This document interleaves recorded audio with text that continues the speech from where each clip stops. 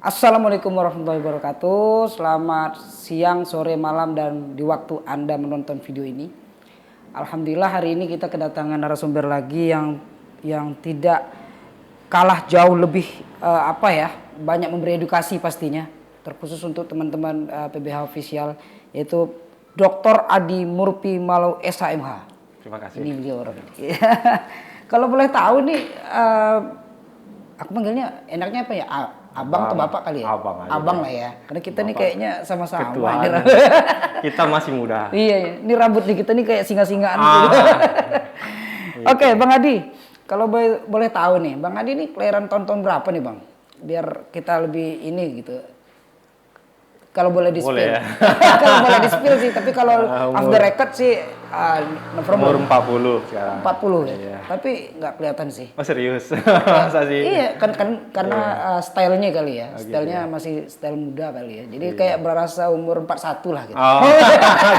Enggak deh. Oke. Bang Adi ini saat ini berprofesi advokat juga. Mungkin ada jadi dosen atau apa? Saya murni profesi advokat dan kurator, tapi belakangan diminta untuk ngajar juga, ya no way, nggak ada masalah, bisa juga. Ngajar di mana kita kalau boleh tahu? Terakhir di PKPA. Oh, PKPA. Pendidikan advokat. Spesialis ngajar hukum kepailitan dan PKPU. Hukum kepailitan, bener-bener pilot otakku langsung.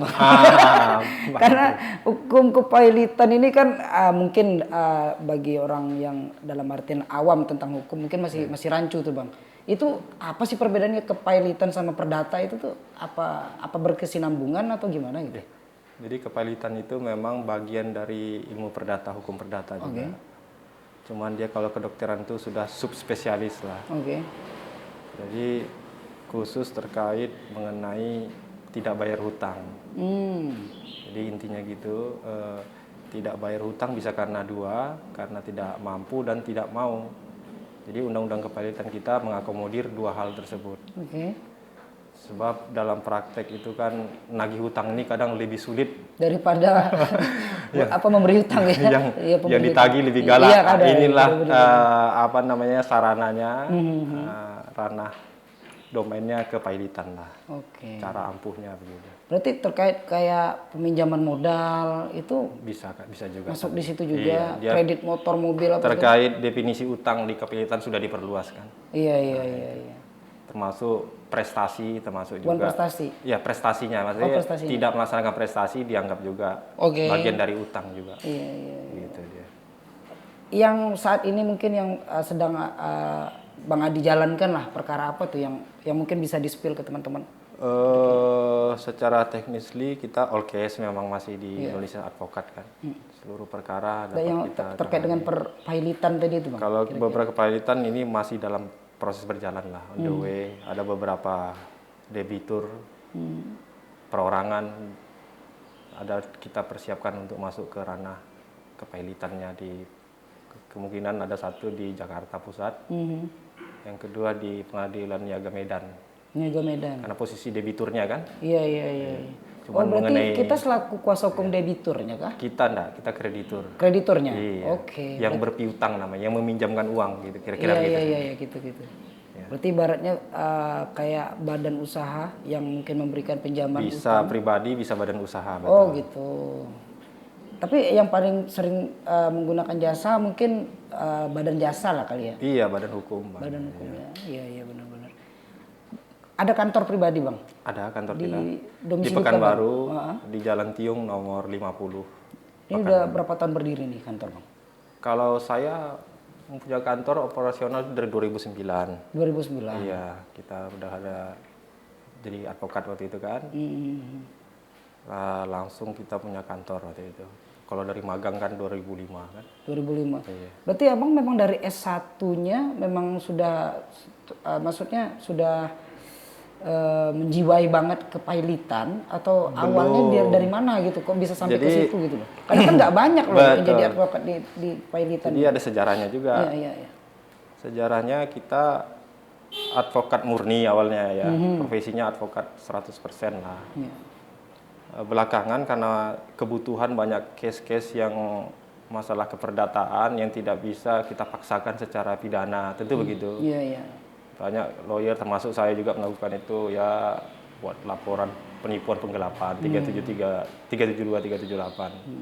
Jadi setelah dilaporkan hasil gelar ternyata kan memang tidak bisa dipaksakan berdasarkan gelar ternyata perdata. Iya, iya.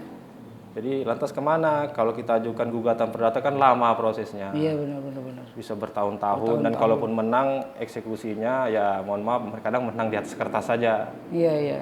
Mau dieksekusi itu sulit.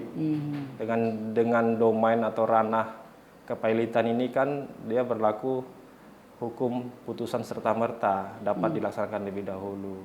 Jadi cepat dia dan proses acaranya pun cepat.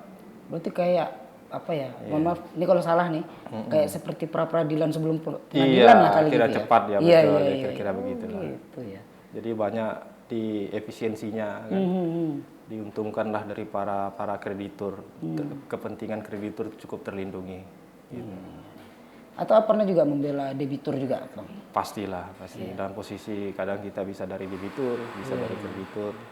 Nah, ketika kita dalam posisi debitur, ini agak unik dia di kepailitan ini. Banyak lawyer, advokat yang tidak mengerti kepailitan, salah advis bisa celaka 13 kliennya nanti. Ya, kalau kita justru walaupun kita kuasa debitur, kita menyarankan bayar kalau memang ada niat para kreditur untuk mempailitkan, karena ujung-ujungnya pasti harus bayar ya? Bahaya kalau dilanjutkan. Apalagi itu badan hukum yang prospeknya memang perusahaan itu bagus. Beban hukum yang akan diterima oleh debitur itu paling terbesarnya apa, Bang? Maksudnya tuntutan terbesarnya biasanya yang kata Bang tadi berbahaya itu. Ketika detik itu putusan pailit diucapkan, akibat hukumnya debitur akan kehilangan hak dalam mengurus dan menguasai kekayaannya. Kekayaan yang dia miliki secara pribadi. Iya. Ketika dia tidak mampu membayar hutangnya. Iya. Kekayaan pribadi misalnya kayak rumah apa segala macam. Oh, itu langsung dikuasai. Dampaknya begitu. Maka peran itu diambil alih oleh kurator. Iya. Jadi dia akan rugi besar lah. Akan mati suri.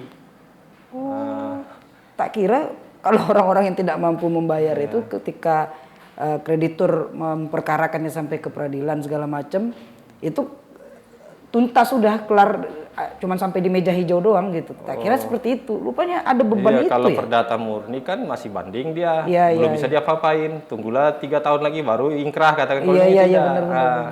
Dan eksekusi pun sulit, ya kan kalau ini tidak putusan serta-merta. Putusan langsung dieksekusi. Iya, bukan dieksekusi. Kurator dapat melakukan pemberesan, pengurusan pemberesan, artinya dapat menjual dengan tenggang waktu yang ada juga memang. Nah, ketika dijualkan tuh barang, apakah sesuai hutangnya atau terserah mau mungkin terlebih itu udah keuntungan kreditur? Gini, kepailitan ini dia mengadopsi 1131 dan 1132 KUH Perdata, yaitu azas, kalau pernah dengar azas pari passu pro rata parte paritas creditorium. Jadi singkatnya likuidasi harta-harta debitur. Bagaimana cara cepat menguangkan dalam bentuk uang harta-harta debitur ini untuk membayarkan kepada kreditur-krediturnya. Singkatnya itu inti persoalan kepailitan. Sejumlah atau ada ditentukan sejumlah dari hutang yang dibayarkan berdasarkan besar kecilnya utang secara proporsional. Oke. Nah, itu kan adil kita jadi adil dia, betul. Karena kan kalau adil bagi kreditur dan adil bagi debitur. Ya, itu tengah-tengahnya di situ. Ya memang terkadang mohon maaf kita debitur ini kadang sebenarnya ada kemampuan dalam tanda kutip itu membayar. Tadi kita bahas. Betul sekali.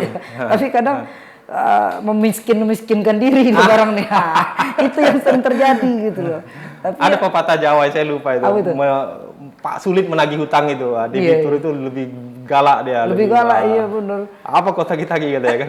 Kalau aku tak mau bayar kenapa katanya? Iya. Oh, ini solusinya. Benar. Ya secara apa namanya? Secara keuntungan sebenarnya untung semuanya ya. Debitur kreditur diuntungkan sebenarnya. Iya. Terus mungkin ada perkara-perkara selain kepailitan juga mungkin yang pernah Abang tangani gitu. Kalau untuk sektoral Provinsi Riau dan Pekanbaru ini rata-rata mungkin yang banyak itu kasus tanah ya kan. Oh, tanah ya. Ya itu beberapa kita tangani dan sampai sekarang ada yang sedang berjalan. Itu kan berarti kasus-kasus perdata berarti ya? Perdata ya. Iya. Berarti abang masih nangani juga ya kasus-kasus Masih perdata. nangani. Tapi kan abang tahu juga itu kasus-kasus perdata itu kan kasus yang bisa dibilang tanpa jeda bang, yang waktunya kadang tidak bisa ditentukan gitu. Iya betul. Bisa 2 tahun, bisa setahun, bisa 3 tahun. Nah yang menjadi tanda tanya, ini kan mungkin orang awam yang pada belum tahu gitu. Itu jasa kita yang dibayarkan oleh klien kita itu apakah selama perkara itu bergulir atau bagaimana bang? Kalau boleh abang spill deh gitu. Kalau saya bisa jawab normatif aja lah ya. Ya normatif nggak apa-apa. Dalam undang-undang gitu ya? Advokat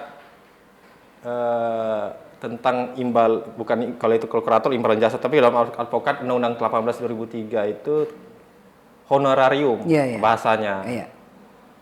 Saya lupa pasalnya itu menyatakan bahwa honorarium advokat itu berdasarkan kesepakatan kedua belah pihak antara advokat dan kliennya. Ya di situ di awal harus dibicarakan pahit-pahitnya. Iya benar.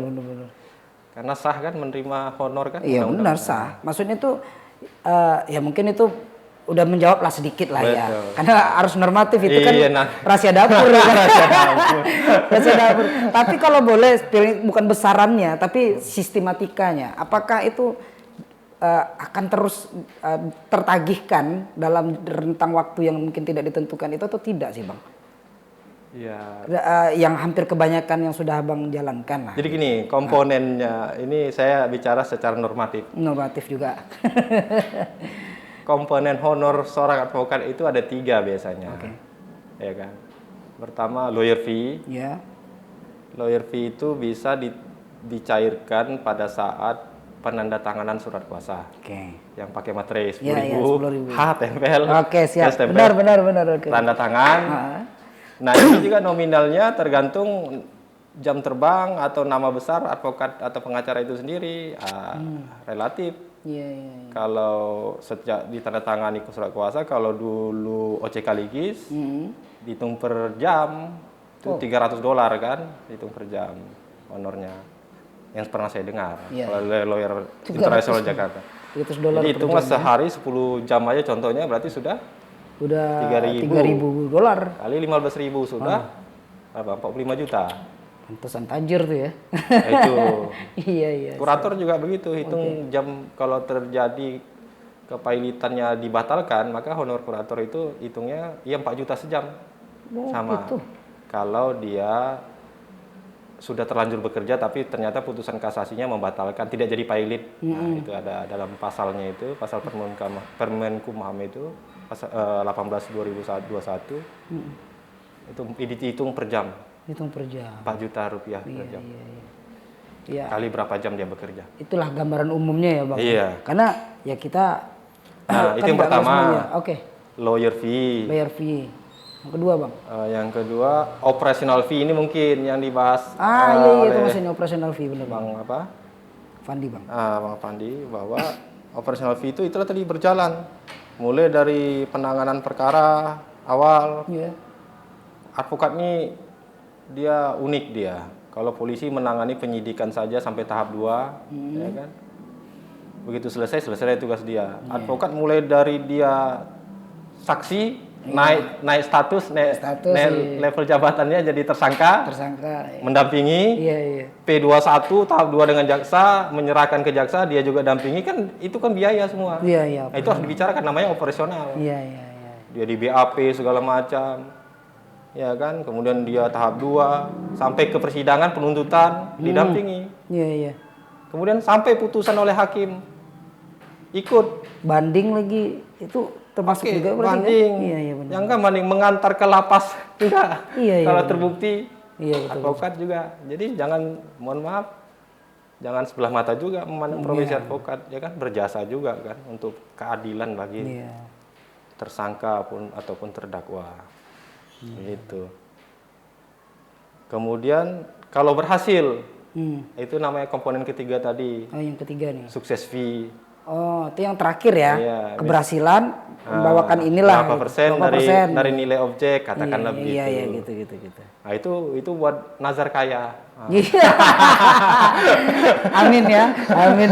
Didoain loh. Oke.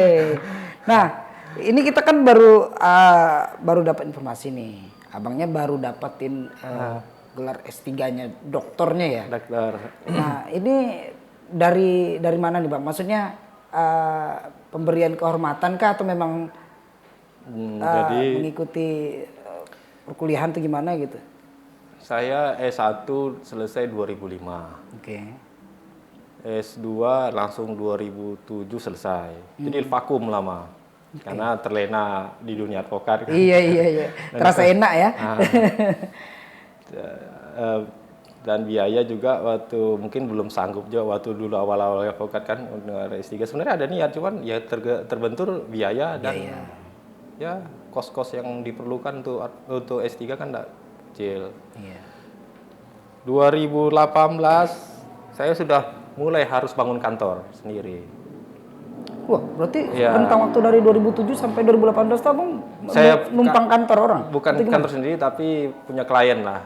Oh, punya orang. Punya Ini klien memang ya? disuruh pakai, kita jaga aset-aset dia, kita yang melindungi, kita yang bela. Ya kan? Tapi endingnya harus saya punya kantor sendiri. Saya bangun 2018 itu, tiba-tiba teman waktu kuliah S1 S2 dia dosen di UIR, nelpon, mana Pak pengacara katanya, di Pekanbaru. Ini kami, tidak apa-apa saya sedikit bercerita ya. Boleh. Memang itu kita podcast kami dosen-dosen UIR ini harus ketentuan terbaru harus S3 doktor untuk ngajar. Ya mantap lah saya bilang kan, hebat itu.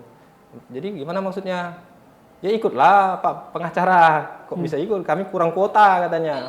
Ajaklah teman-teman juga yang pengacara kalau ada yang bersedia ikut. Saya ajaklah ada satu orang, satu dua orang, tapi ikut akhirnya satu orang teman. Mulailah kuliah 2019 lah itu. Saya masuk kuliah 2019, ikut tes, lulus ya kan di Universitas Islam Bandung. Oh, okay. Murni itu kuliahnya di Bandung memang. Kuliah di Bandung ya. Iya. Berarti iya. Berangkat Pas akhir tahun, saya tidak salah itu kuliahnya tengah tahun. 2019 tengah tahun, ya kan, semester genap atau ganjil itu saya kurang ingat ya. Kena COVID. Ya benar. Awal Januari 2020. Jadi ya sempat satu semester memang hampir 2 semester lah awal-awal itu full di Bandung. Tapi karena COVID diuntungkan ada 2 semester itu jadinya Zoom apa namanya online itu? Ya? Online. Iya. Hibrid apa namanya. Iya. Jadi kos pun berkurang. Iya, enak malah kan. Jadi saya posisi awalnya saya nolak sama kawan itu gimana? Saya lagi bangun kantor ini, enggak sedikit biayanya. Saya bilang mau kuliah lagi, dari mana biayanya? Saya bilang kan, ini sedikit bercerita. Rupanya setelah kita kuliah tuh memang kalau sudah waktunya kita harus yang kegiatan yang positif lah pasti Tuhan buka rezeki aja kan. Semua selesai dan alhamdulillah puji Tuhan dari antara satu angkatan sekitar 17 orang itu saya yang pertama selesai. Sampai detik ini saya yang baru selesai di antara teman-teman itu. Tapi wisudanya tetap di sana, Bang? Tetap di Bandung. Tetap di Bandung. Wow, S3 ya. Berarti udah selangkah lagi mau guru besar kali ya, profesor. Kalau guru besar itu kan harus aktif ngajar di fakultas kan. Tapi kan bisa juga nggak ngajar kan? Yang penting apa namanya itu penelitian namanya. Ya. Oke, ada capaian-capaian belum tercapai mungkin Bang yang dari sebelum-sebelumnya yang mungkin akan jadi tujuan lah mungkin ke depannya buat Abang mungkin secara pribadi dan keluarga atau karirnya gitu. Ada harapan mungkin yang mau tercapai di tahun-tahun yang ke depan gitu. Kalau saya ambisi terlalu naif nanti tapi kita bersyukur sebagai profesi advokat ya kan bisa mengaplikasikan keilmuan dan ya harapannya kita menjadi orang eksis yang pernah dikenal yang pernah ada. Ya itulah mungkin harapannya. Ada motivasi Hal-hal yang apa namanya? Ada yang memberi dalam artian yang abang bisa termotivasi dengan seseorang gitu. Influence-nya siapa sih gitu? Kalau saya agak unik. Saya mengagumi tokoh-tokoh filsuf. Karena sudah kuliah S3 itu sering baca buku-buku Friedman. Iya. Ya, kemudian si John Rawls. Jadi lebih ke situ ya? Iya. Sastrawan ya? Filsafat. Filsafat ya? Orang-orang barat. Iya. Kalau lawyer justru saya suka itu ada kalau mungkin pernah baca novel atau buku, tapi kisah nyata seorang lawyer itu dia orang berdarah Armenia Yahudi memang. Besar di Amerika, di Brooklyn itu awalnya lawyer, pengacara, akhirnya jadi hakim agung, membebaskan 77 terpidana mati, bebas dibuatnya, itu namanya Samuel Leibowitz. Samuel Leibowitz. Nah, saya lebih kepada hal-hal yang begitu. Kalau untuk orang Indonesia ya tahu sendiri lah. Ukurannya hanya kekayaan. Iya, Nah, benar. tak ada sih salahnya dengan kekayaan, saya tidak ada problem dengan kekayaan, tapi lebih tertarik kepada hal-hal yang prinsip seperti yang saya sebutkan tadi. Nggak kepikiran ke politik nggak? Nah, saya dulu pernah, tapi belakangan saya murnilah untuk profesi advokat aja. Ya, Kedepannya saya nggak tahu. Iya, mana tahu ya kan. Pesan ini. Dia diajak jadi presiden ya kan. Amin. Itu beda. Mintanya langsung presiden. Iya. Karena itu kan Prof Yusril itu, tapi nggak jadi kayaknya ya. Nggak jadi. Wakil presiden. Tapi kan wacana udah sering lah dia. Tapi Prof Mahfud kan orang hukum. Kan Prof juga kan? Iya, alhamdulillah. Hebat kita orang hukum ini sekarang. Mudah-mudahan siapapun yang jadi ya itu putra-putri terbaik bangsa. Yang bisa memimpin Indonesia ke depan pastinya. Pembicaraan mengenai PBH boleh saya boleh.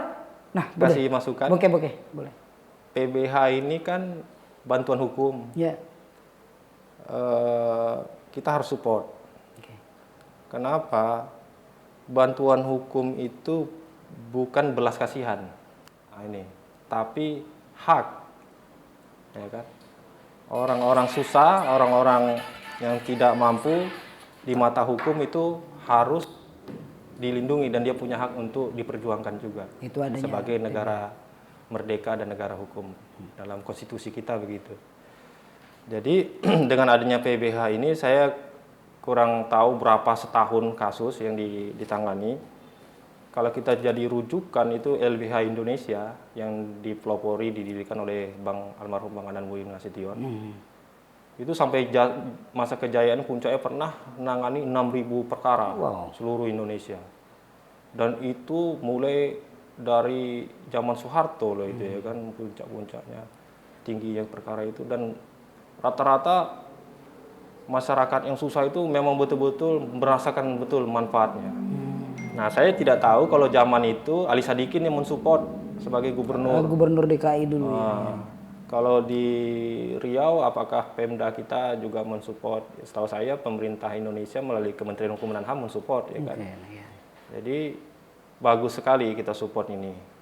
Mungkin ada saran Bang buat PBH apa kira-kira biar agak...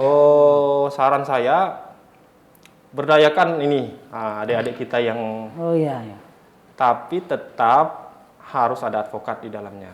Ya. Karena pasti butuh namanya litigasinya kan. Iya. Nah, bagi calon-calon advokat, disinilah tempatnya. Belajar. Maju tak gentar, membela yang benar. Nanti kalau sudah jadi advokat beda lagi, maju tak gentar, membela yang bayar. Ya. Tapi itu lumrah ya Bang. Yang tak bayar aja dibela mati-matian. Apalagi yang bayar. Apalagi yang bayar. Jadi sah gitu, boleh. Sah itu tuh ya. Ketuk palu kita dulu. Sah tuh. Oke Bang, terima kasih atas saran dan ya mungkin ada kritik-kritik juga yang mungkin bisa disampaikan secara personal ke kita juga pastinya. Iya. Dan yang hal-hal seperti ini yang baru-baru saja kita mulai seperti podcast ini mudah-mudahan bisa ke depan lebih berkembang lagi. Nanti narasumbernya mungkin bisa lebih inovatif lah pastinya. Menginspirasi juga pastinya kan. Yeah. Nah, kayak gitu. Oke, akhirul kalam, wabillahi taufiq wal hidayah. Assalamualaikum warahmatullahi wabarakatuh. Salam. pro justisia. Pro justisia.